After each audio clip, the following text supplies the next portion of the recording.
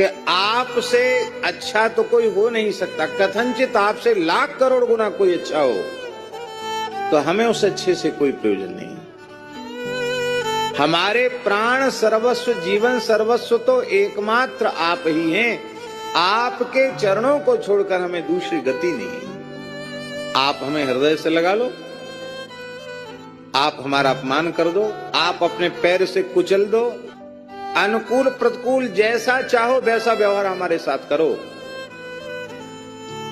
बस आप ही मेरे प्राण सर्वस्व हैं।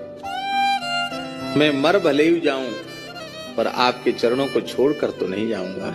आप सोचें कि मरने के बाद ये पिंड छोड़ देगा तो भी पिंड तो नहीं छोड़ूंगा। क्यों? अंते मति सागति। आपके चरणों का ध्यान करके मरूंगा तो आपके चरणों में पहुंच जाऊंगा, फिर भी तो आपको रखना ही पड़ेगा।